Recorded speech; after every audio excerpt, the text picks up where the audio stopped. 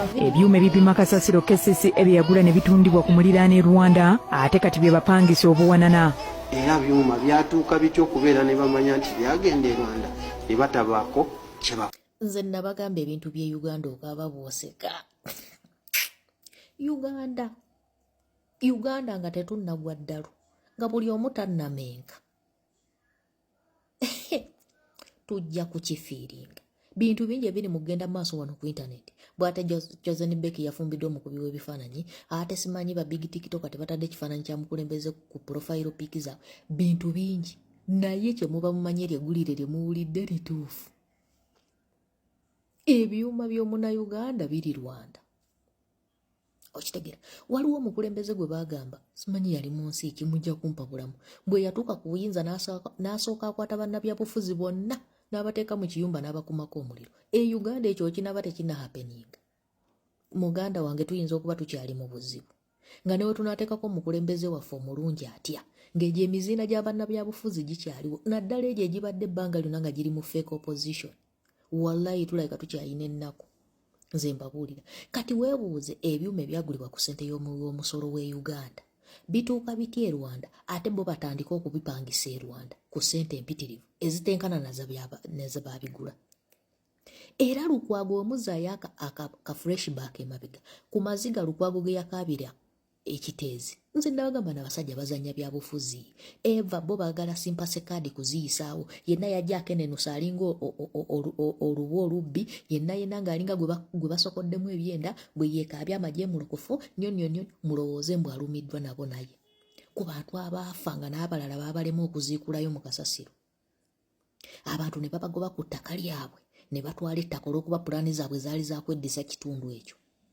Okitegeera abantu ne batabawa na chance ebaziikula kale bagende baziikibwe ku bijja bya jjajja baabwe ne baleeta ebyuma. Bwa munnange kasasiro asigadde tugenda ye kumukolako tulesezi mashini teri kasasiro agenda kuddamu kubooga mu bantu teri kasasiro agenda nakujjula mu bantu. Ebyuma ne batuuka bireeta ku ssente y'omusolo ate ne bigenda e Rwanda kati ate gye baagala obipangisa okuva e Rwanda ate bidde Uganda naye nga byagulwa na ssente za muwa musolo w'e Uganda. Obwo bujoozi nabaki bantu mmwe. Gwe Lukwago n'obwo obwa Lukwago bwo ku bbanga ly'omaze mu kifo ekyo ky'ogamba tofunangayo information ekwata ku ebyo byuma bukyanga bijja. Toli mu kifo ekyo nti olina ky'osobola okukola. Wano omusajja ono Lastone bwe mulabanga omulalu yakwata luli omuzindalo ne yeebaza Ssennyonyi nti Ssennyonyi buli kye baleeta ng'akuba enduulu akimanyi talina kyasobola kukola talina kyasobola kukyusa wabula kyayinanga ekyokulwanyisa kye kyakuba nduulu kulabisa basajja abo. Afuuke whistleblower at least ategeeze bannayuganda nti bannange kino kye batwala kino bakibba bannange mudduke. Lukwago ky'olina okukola ky'ogamba tokimanyi nti olina kutegeeza bannakampala kikigenda mu maaso bo beerwaneko. Ky'ogamba tokimanyi nti tolina ky'osobola kukolera bannakampala. Experience gy'olina mu ekyo ekifo n'emyaka gy'okimazeemu obuyinza evo tugamba tolina baabukujjako buli kamu tolina okitegeera n'akakuba enduulu okutegeeza bannakampala nti bannange wadde siina buyinza naye kino kikino bakitwala kyagula ku ssente zammwe tobulina. N'essaawa ya leero oli mu kusunkuna okubya ebipande bw'oyagala bannakampala baddemu bakulonda obeere mmeeyi nga n'akatono tokasobola kakola. Ekyo ekifo bannayuganda bakulonda bulungi ne bakuteekamu n'osasula omusaala ku ssente zaabwe ez'omuwi w'omusolo okitegeera. Bw'oba tosobola nakuba nduulu bategeeza biki byabwe bye babba kati otwagaza ki ebipande wakubye byaki essaawa zino mbw'okyayagala kujjamu ekyo ekifo ky'otalinaamu maanyi ky'otalina ky'osobola kukola. Tugambe lumu nti weegatta lumu n'ababbi ebbanga lyonna mubaddenga mubba bannayuganda olumala nga kijja kitukuba simpase kaadi kyekaabya nze bannaye bantu mmwe mwantama mwansina omusolo gwe Uganda gwe gukola e Rwanda. Mwe Rwanda walungi nnyo e Rwanda kyekibuga ekisinga kumbe ebintu byonna resources yenna ava Uganda n'agenda akola e Rwanda ne mujja wano ne mutwasamira ne mutusinikirako.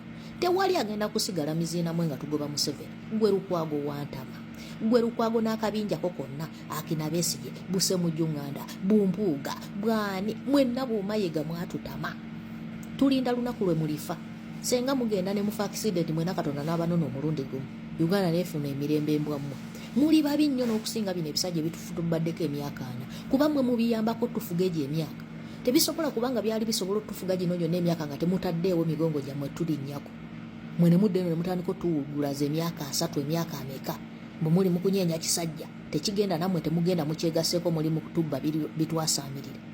Kati gwali mu KCCA ebyuma ebyokya kasasiro bituuka bitogende Rwanda n'osirika notabako wadde gwonyega. Essaawa zino babivumbudde kivaayo kiri mu tuboloogera. Wabula musirike. Mwatutama bantu mmwe mwatutama. Nze bannange mwansina. Bannange muna Uganda ayina ennaku. Ebisuubuzi n'obiraba nga biri mu maduuka gaabwe ebibembedde biringa bino ebinyira. Babiyita mujje mwerwaneko temunolenyera mu bizinesi mugenda kukiwulira. This time around mwe betutandikira tugenda kuba buli aguddewo edduuka nga time ya kulwana. Buli aguddewo buli agoza tebinkwatako mbw ate nze simanyi ndi waka wange mwe betusookerako. Mujja kiwulira miziinamu.